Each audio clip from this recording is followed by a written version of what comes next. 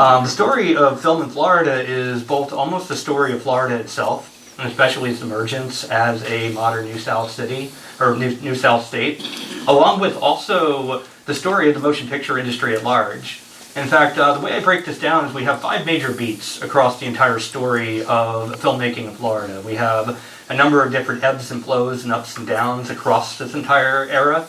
But we'll start with the silent era, and at a point where around 1915, 1916, Jacksonville actually outproduced Hollywood nearly 3-1. And had things maybe gone slightly differently, we'd have a very different direction that perhaps the entire American motion picture industry could have gone in.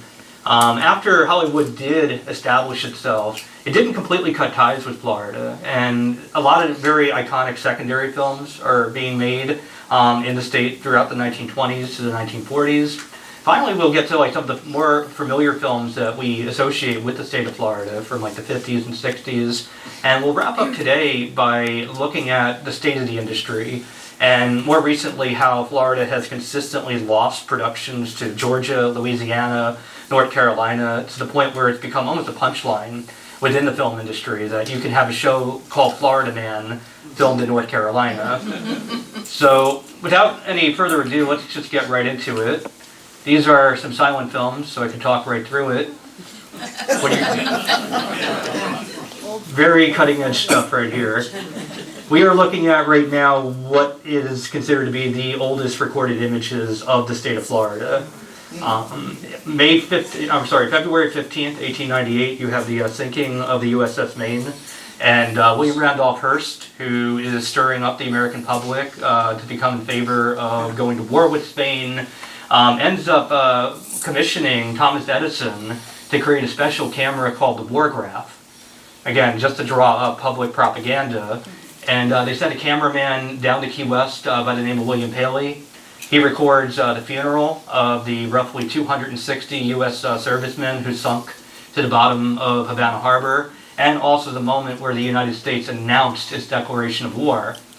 Theodore Roosevelt, future president, forms the Rough Riders, and he actually ends up embarking from Tampa. And there are a number of other cameras that capture the beginning of the Rough Riders. This is really a moment in time where Florida is still a frontier state. It is the 3rd least populated state in the country. And these images are really the first time that the American public truly begins to come to terms with the location. Throughout much of the early 1900s, we have the Henry Flagler and Henry Plant railways, and as they start building their railways, they're also building a number of different resort communities. At this time, we have a number of different productions with the Edison Motion Picture Company that end up going down to the area to shoot a few different, very secondary travelogues. We get our first big break in the film industry in December of 1908. And there are 3 major things that happen, all roughly within about a week of each other. One is that Thomas Edison gains almost absolute control over the American film industry. He creates a patent pool called the Motion Picture Patents Company, and he pulls together about 10 different companies, and they end up controlling their different patents. The next thing that happens is that the mayor of New York, on Christmas Eve of 1908, issues a citywide Nickelodeon ban, shutting down all film productions and also all access to movie theaters. And then third, this was also considered to be the coldest recorded Christmas in American history. So all 3 reasons together are a good reason to get out of Dodge.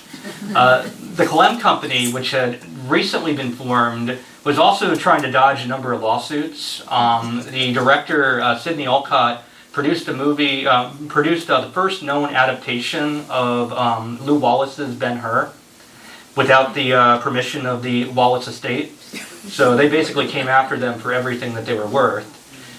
So they end up coming down to Jacksonville in December of 1908, and they film 60 movies over the course of about two months. Now, granted, these movies are like 3 minutes long, so it sounds more impressive than it actually is. But they had such a fantastic time that they also tell other members of the Motion Picture Patents Company, and the attraction of Florida begins to take off. Now, as you can notice too, Colem is not only just filming in Jacksonville, they're filming all over the world.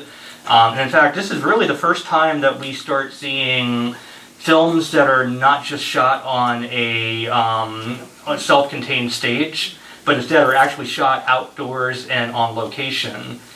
Jean Gantier, who was known as the Colem Girl, she was also a screenwriter and sometimes director for the company, later reflected on her time in Jacksonville, in which she basically describes this as a epic-making moment in the history of American film. That the departure created such a sensation in the industry because of the significant influence exerted by the venture on making motion pictures, and partly because the story of our life in Florida presents such a contrast to the life that now led in Hollywood. This is where I think we get a very interesting snapshot into the early history of film, and also another direction that perhaps the entire American film industry itself could have gone in, had things gone slightly differently. What Gantier and Colem had helped to perfect is the use of landscape and environment in film. This is also silent, so I'll keep on talking through this. Also, we have Dutch subtitles because the Eye Museum is the only museum with preserved copies of some of the films that we're talking about. Anyway, the most popular series that came out of Colem's time in Jacksonville was an adaptation of a real-life Confederate spy by the name of Belle Boyd. Gantier plays the titular girl spy, where she'll dress as a Union officer and then infiltrate behind enemy lines. Now, again, everything here seems kind of off, like pacing-wise, for sure, but this is revolutionary and groundbreaking for cinema at this moment in time. This is the first time that we're seeing cameras using outdoor locations, using much more dynamic and far more engaging action scenes, and also just even the use of landscape and environment along these lines had not been experimented to this degree before. In fact, a filmmaker named D.W. Griffith, who we'll be talking about soon, was so mesmerized by some of these films that he then imitates this in his own film called In Old California in 1910. So here's the question then. We start seeing the industry begin to become more and more involved. That's true. What went wrong? A lot of politicians who were railing against the movies are also railing against the sale of alcohol as well. We're getting very close to prohibitionism. In fact, the mayor of New York, who shut down the movie theaters on Christmas Eve of 1908, he used prohibitionism as part of his justification. So in 1916, we have a one-eyed Alabama-based preacher who had only lived in Florida for 2 years by the name of Sidney Katz. He was also nicknamed the Cracker Messiah, and he ran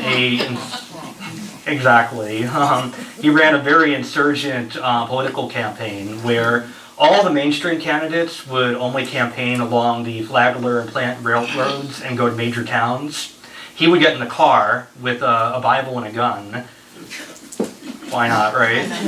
And began basically giving these stump speeches to communities that had never even seen a legislator, let alone a gubernatorial candidate. He ends up losing the Democrat primary, but he runs on a third-party ticket for, guess what, the Prohibition Party, and he wins. He becomes the only governor in Florida's history to not have a major party affiliation, and very soon after that we see other political imitators.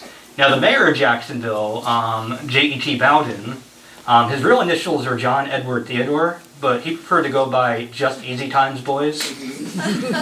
Could not be more different, both in terms of outlook and demeanor. His idea was to turn Jacksonville into an imitator of Havana, or what Las Vegas would eventually become.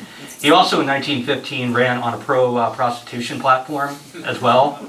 So you can imagine that this type of galvanizing against the industry is used as more of a bigger stand-in.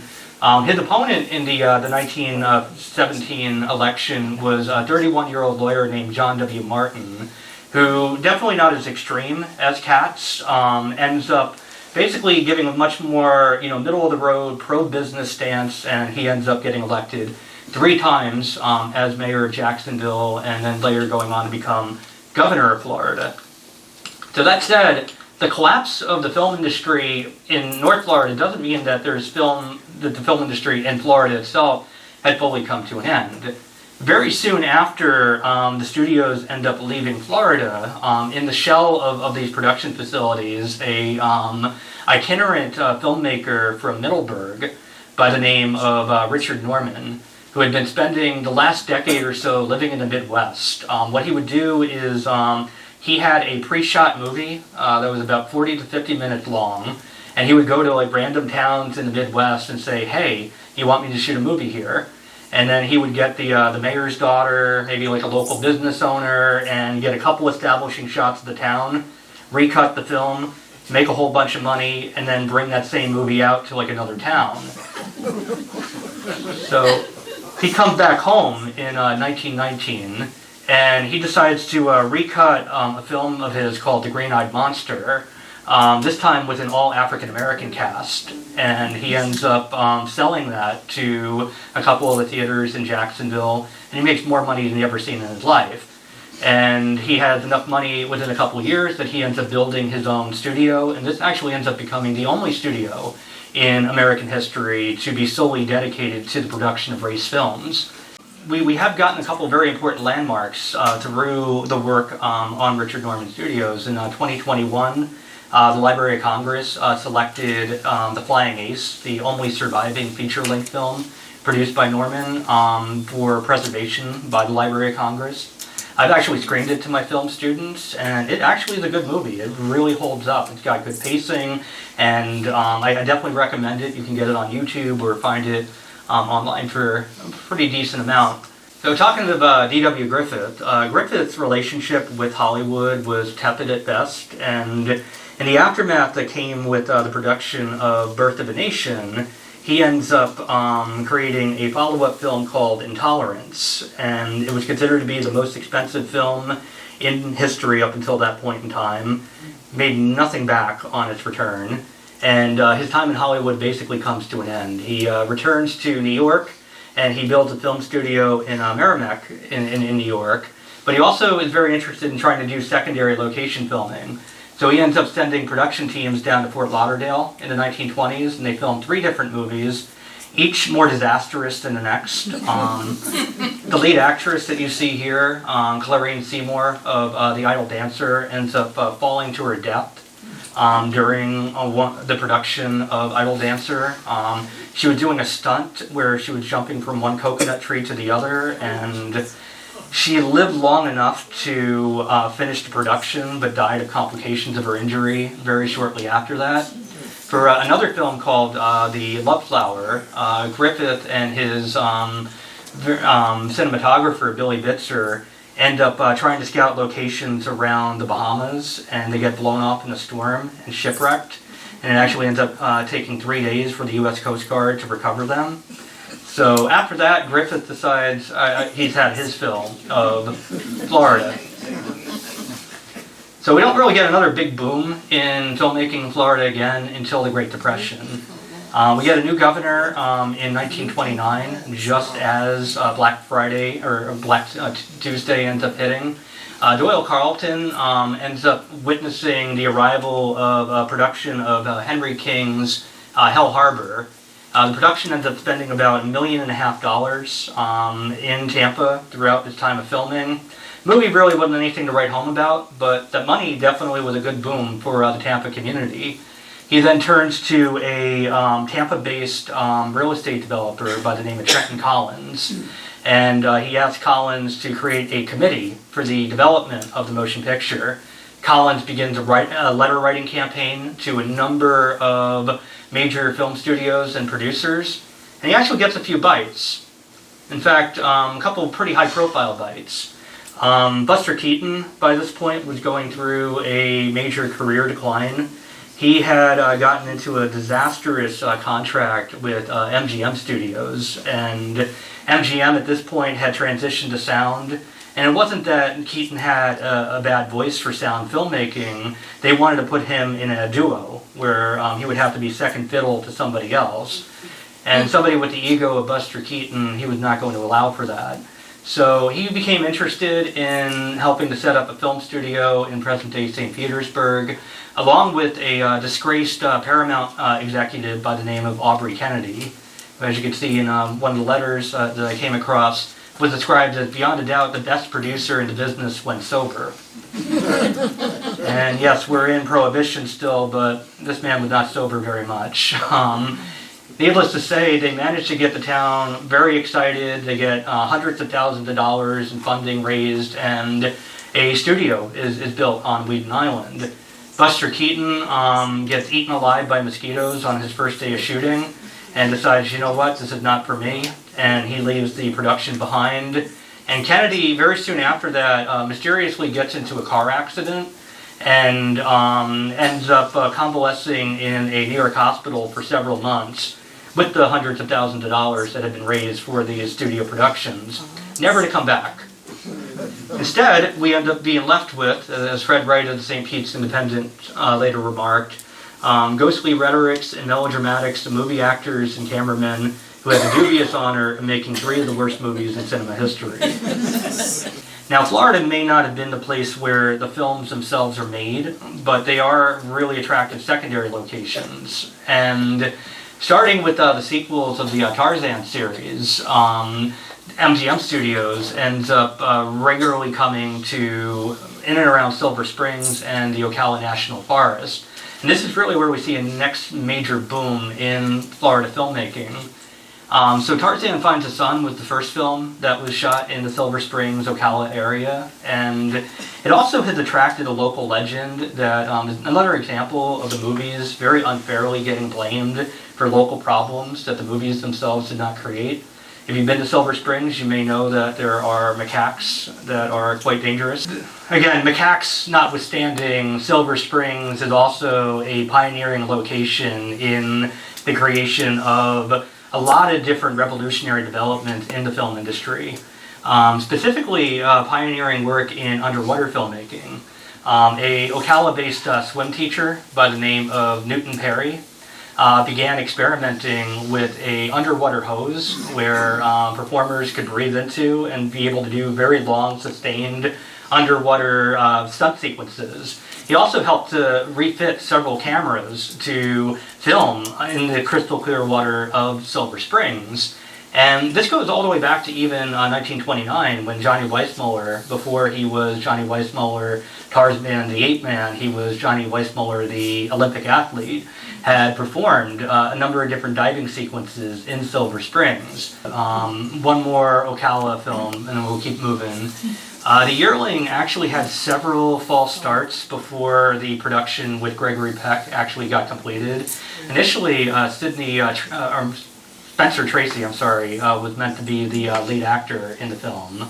In 1945, Victor Fleming, the same director who directed Wizard of Oz and Gone with the Wind in the same year. So again, this is no slouch. This is as professional as you possibly get in the golden age of Hollywood. Was asked by MGM to adapt Marjorie Kinnan Rollins' The Yearling. Now the problem was that since The Yearling does feature deer, there were next to no deer in Ocala National Forest by 1945. That population had been decimated by overhunting and overdevelopment, so they had to bring in deer from the LA County Zoo across the country. So you could already imagine that they were a little worked up to begin with. So the solution the production had to calm the deer down was to feed them oats that were soaked in whiskey. That didn't work. And they also decided to film between about May to August. Great time to be like out in the middle of the woods, right? So needless to say, Tracy ends up actually very abruptly leaving the production without telling Fleming or the rest of the company. And then the company itself eventually ends up abandoning the deer and leaving that first false start behind. In 1948, we do see another attempt at the film that actually is created, and it helps to, more or less build up this local legend of the industry. That said, though, by this point, Florida had gotten maybe a less than favorable reception by many producers. One of my favorite letters I came across in my research is this exchange between Adolf Zukor, who is the head of Paramount Studios, to an Orlando-based filmmaker named R. John Hugh. And he's like, we made pictures in Florida once. They don't want them. They don't know what they're talking about in Florida. We tried it. In Florida, they have has-beens and never makes-its. They got convoys and operators. There are no producers in Florida. Don't get involved where you're not wanted. The business can kill you anyway. Now, R. John Hugh did not listen to Adolf Zukor, and he will make films in Orlando all the way up until his death in 1991, becoming sort of something of a local legend. But that said, I mean, this is really like where the state of the industry is as we start crossing into the 1950s. Now, we start seeing a new genre of films emerge about this time, too. The film industry became very interested in the Seminole War era, and especially the frontier era of Florida's history in the 19th century. So we have a series of films that become known as cracker westerns that use a lot of the same types of tropes that you would see in more traditional western style films, just replaced either into Florida in the mid-19th century or during the Seminole Wars, or even in the aftermath. And this is where we can once again return to one of our favorites right here. So Newton Perry played a very big role in helping to make this film happen. He was a location scout for a couple of the cracker westerns, but he also ends up asking one of his own proteges, a lifeguard that he had hired to work at Weeki Wachee Springs that summer, named Rico Browning, to pick up director Jack Arnold at the airport. Now, Browning had no idea the ride that he was in for after he ended up picking up this Universal director. But I'll let Rico actually tell the story and how he inadvertently becomes the gill man. Rico Browning was a college student at the time Universal began scouting underwater locations in Florida. And someone suggested to Universal, or to the producer, William Allen, I believe his name was, that Wakulla Springs would be a very good location for the creature to be filmed. It was a very eerie-looking place, mainly because Ed Ball, who owned it, had protected it over the years, and it was just totally undeveloped as far as civilization is concerned. So Jack Arnold and Scotty Wellborn, who was the cameraman, I picked them up at the airport, took them to the springs, and showed them around, and they liked what they saw. And Scotty got his underwater camera out, and he asked me if I would swim in front of the camera so they could get some perspective as to the size of logs and people and fish and whatever in the grass. And I said, sure, so I did. I'd say it's a couple of weeks later, maybe 3 weeks, I got a call from Jack Arnold. And he said, we like the way you swim. I said, how would you like to be the creature of the Black Lagoon? I don't know what it is, but fine. We shot everything of the first unit on the back lot at Universal. And the underwater scenes were shot in Florida, and for the clarity of the water and so on. So we were really shooting those two parts at the same time. But the illusion somehow is that we are truly in a very mysterious and faraway place. And I mean, that really is what Florida is able to offer producers. And I think that's very important to point out, is that even if it's a secondary location, it's able to offer far more than what California alone could offer. I had a chance to both interview Rico Browning and Ginger Staley, who was Julia Adams' stand-in. And she did all the underwater stunt sequences before they passed. And one of my favorite stories they told was that there was a problem with the Gillman suit, where Rico Browning was basically blind when he would do his swimming sequences. And it was also very difficult to take off. And if you're in the water long enough, you're eventually going to have to use the restroom. So he got off course, and he ended up coming ashore. Now, mind you, the film hadn't even come out yet, and ended up landing on a beach at Wakulla Springs, where a mother and her kids are. I bet they didn't forget that right there. So, moving forward, Browning ends up playing a big and instrumental role in the next major wave in motion picture production in the state. His work with underwater filmmaking later also carries over to working with a former OSS agent was also very loosely the inspiration for James Bond, Hungarian-born filmmaker by the name of Ivan Tors. Now, Tors had a lot of success with a now defunct TV studio called Ziv Television, and he produced a show called Sea Hunt, starring Lloyd Bridges. So his underwater film studios and Rico Browning's assistants here had helped to further develop what had started in Ocala and in Silver Springs in the 1940s. Browning also had a couple ideas for stories himself. And in fact, he was shopping around the publishers a story about a boy and a dolphin. Might see where I'm going with this. that he pitched as Lassie on the Water. And when he told Tors about the idea, Tors said, forget the novel, forget the book, let's make a movie. And that's how Flipper was then born. And then after they produce the film, they then get the contract with NBC, and we see a major boon of television filmmaking happening in Miami. Initially, Ivan Tors wanted to build a studio in Nassau in the Bahamas. Instead, he ends up locating in Miami and using the Miami Seaquarium as like one of his big, often used locations. This is where we get Flipper, we get Gentle Ben, and a number of other iconic animal-based children programming. Tors also had a bigger vision, and that was to one day create a film studio that people could visit, but also have attractions and rides so that they could ride the movies. So again, we're talking even before Walt Disney and Disney World, we see the beginning of these ideas getting developed. Other TV stars begin following on Tors and Browning's coattails. Probably most famously, Jackie Gleason was already in Miami quite a bit. His favorite golf course was in Miami. And he eventually ends up convincing CBS to relocate his Jackie Gleason show after The Honeymooners ended down to Miami. Needless to say, this is where we start seeing the rise of television production in South Florida. By the 1970s and late 70s and early 80s, though, South Florida is rocked with a number of disturbances. So we see the rise in crime in South Florida. We see the McDuffie uprising and also the Mariel boat lift. And Miami now had been recast in the public imagination as a paradise lost of sorts. In fact, there's a very infamous Time magazine cover that depicts this rise in crime and all these different disparities that were happening in South Florida in the early 1980s. That said, this also made Florida very attractive to filmmakers. Harold Ramis, who was tapped to direct Caddyshack, initially planned on filming Caddyshack where it was set, somewhere in the Midwest. So they were looking at locations either in Iowa or in Wisconsin. But the problem is the National Lampoon team needed easy access to cocaine in order to get the production done.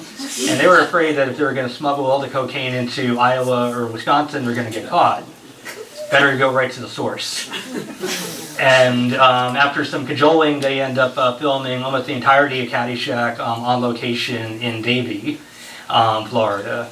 Soon after that, when Oliver Stone is asked to write a screenplay adaptation of the 1932 Scarface Shame of a Nation, he decides to recast the story of Scarface through the perspective of a Cuban Marlito. And of course, this is where the character of Tony Montana ends up arriving. Demetrio Perez, who was commissioner of the city of Miami, had an early look at the screenplay and was not happy with what he saw, and also not happy with the fact that an Italian had been cast to play the role of a Cuban. So he began a boycott campaign and a disruption campaign that eventually led Brian De Palma, the director, to, after 2 weeks of filming on location in Miami, to just throw up his arms and go to California. So the movie is still set in Miami. It's still about Miami. For example, that scene where they have the refugee encampment, that's filmed under the I-5 underpass as opposed to the I-95 underpass, but can you really tell the difference?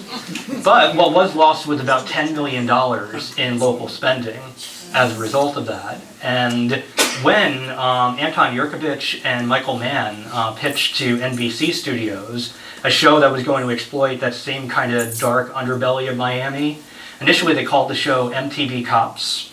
That could have been a very different kind of show, right? The Miami commissioner was a little bit more receptive, and here you can see exactly how the Miami Vice aesthetic also inadvertently helped to save many of the iconic architectural landmarks of South Florida. Perhaps most importantly, the Art Deco district was actually slated for demolition in the early 1980s. The tourism boom that came on the heels of Miami Vice is even now considered by economists to be called the Miami Vice effect, where we see the impact of what television and movie-driven tourism can actually draw up. Needless to say, I mean, what we're starting to see, though, is Orlando becoming the next major center of gravity. And the industry is also in another big change. In the 1980s, we had Bob Graham as governor, and Bob Graham was all in on the movie industry. In fact, at least anywhere between 2 to 3 times a year, he would travel to Los Angeles to take meetings with film executives. He was one of the key driving forces behind eventually the creation of the Universal Studio backlot in Orlando, and also bringing MGM Studios to Orlando. So Ivan Torres' vision of creating an amusement park where amusement goers could ride the movies had begun to come into fruition. Mayor of Orlando, Bill Frederick, was even more all in on trying to bring the film industry to the city. And in fact, in 1991, when Richard Donner was in the middle of production for Lethal Weapon 3, Frederick ends up offering Orlando City Hall to be destroyed for the film. Yeah, so I mean, this is like where we're getting, like in a nutshell, like what Orlando had to offer at this stage of what we would call the Hollywood East era of Florida filmmaking. The problem, though, is, and something very similar to Jacksonville in the 1910s, Jacksonville was never entirely self-sufficient. It was a satellite of Thomas Edison Studios and of the film production studios in New York. By this point, like when you look at like a production like Lethal Weapon 3, Danny Glover and Mel Gibson do come to Orlando for maybe 1 or 2 days. They shoot what they need to shoot, then they go back to Los Angeles. And that had become, to a degree, a detriment on a lot of the boosterism that was happening in Central Florida throughout much of the late 80s and early 90s. Billy Maines of the Orlando Weekly, 2008, I think really summed it up, that like the ambition of the area itself might have been a bit of a detriment, because it set an expectation that had nothing to do with the actual direction of the industry. The industry never planted a flag and said, we want to be Hollywood East. That was kind of put upon them as an expectation, really unfair. It's like taking Simi Valley near Hollywood, California, and saying we're now Simi Detroit. It just doesn't happen. And that became, I think, one of the liabilities that came with this initial boom. But also, we're seeing broader changes within the global production industry throughout much of the 1990s. We have the rise of Canada, specifically Toronto and Vancouver, as television centers. We see Eastern and Central Europe also becoming very often used as very low-cost production centers. And Hollywood is no longer now the center of film production. The biggest challenge, though, of course, has been that states like Texas, Georgia, South Carolina, North Carolina, I mean, I could keep on going here, Louisiana, have all created very robust tax incentive packages and have become very open towards supporting their own indigenous industries. Florida, on the other hand, despite the fact that in the 1970s, 80s, 90s, was the third most sought after production center in the country, so nearly at some certain points even tracking with New York, has since really begun to distance itself from the industry at large. Throughout much of the 2000s and 2010s, we've seen a number of iconic programs, either through network television, cable, of course, and now streaming platforms like Netflix. That said, though, in 2015, the last of these tax incentive packages to help support productions within the state had dried up. And with that, it's almost immediate that we see TV shows like Bloodline, which was initially intended to have a 5-season run, immediately end up being canceled by Netflix because you could not film a show like Bloodline anywhere else but the Florida Keys. The show Baller, starring The Rock, ends up midway through the series run relocating itself to Los Angeles, and opportunities just start to very gradually begin to dry up. John Lux of Film Florida, a nonprofit lobby group to help support the film industry within the state, more or less describes it as the flip of a switch. The minute we didn't have any tax credits available, the phones rang a lot less, and interest coming to Florida waned almost immediately. It's estimated by Film Florida that nearly $2 billion in production-based spending has been lost as a result of TV shows and movies that are set in Florida, that are about Florida, but filmed anywhere but Florida. And I mean, I just have a very short breakdown of some more recent films where it's become almost a punchline. Back in 2016, when Ben Affleck was scouting locations for his 1930s gangster drama, Live by Night, he originally wanted to film on location in Ybor City. He found out it was cheaper to rebuild Ybor City in Georgia than it was to actually film on location in Ybor City. Back in 2023, Netflix produced a show called Florida Man. And I think one of the first scenes is the Florida Man landing at MCO Airport. I'm like, it's not that neat. And even more recently too, the show Clipped shows Lawrence Fishburne coming out of a tunnel in the middle of MCO. I'm like, I don't know where that tunnel is. Perhaps most recently, I just watched Fly Me to the Moon. And the second I saw it, I'm like, this is not Florida. It's set in Cape Canaveral almost for the entirety of the movie, and there is some secondary location filming that was done on Cape Canaveral, but almost the entirety of the production was done in and around Savannah. So another one on Becoming a God in Central Florida, set right in my neighborhood near Orlando. Doesn't look anything like it. So this has become sort of an ongoing, punchline within the industry, and also something that we can begin to maybe open a bigger discussion on, both in terms of getting our legislators to become more supportive of a robust tax incentive package, also working with local county commission offices, and also beginning a grassroots movement, maybe from the ground up. Florida's connection to the industry, it's always been unwavering. My last story I have for you, just to show how unwavering Florida has always been with the movies, is that during the COVID-19 pandemic, for several weeks, the Ocala Drive-In was the only movie theater in America to run first-run movies. So they made a whopping, $1,700 and $1,100 both of those weeks. But John Watsky, who I interviewed for this project, the owner, had a very interesting way to describe it. He describes himself as the last dinosaur standing. Never in the day did I think that I would be at the top of the box office, but I ended up being the only one at the box office, so not hard to be at the top if you're the only one. Coming from a family that worked in theaters for over 100 years, his grandfather helped to form a projectionist union during the Spanish influenza pandemic in 1918 and helped projectionists basically feed their families when movie theaters shut down over 100 years ago. He basically says, the old cliche, the show must go on, is not a cliche. It's a way of life, so the show must go on. And we've had a lot of ups and downs in the entire history of Florida film. Anticipating another rise very, very soon. So thank you guys, you've been a great audience.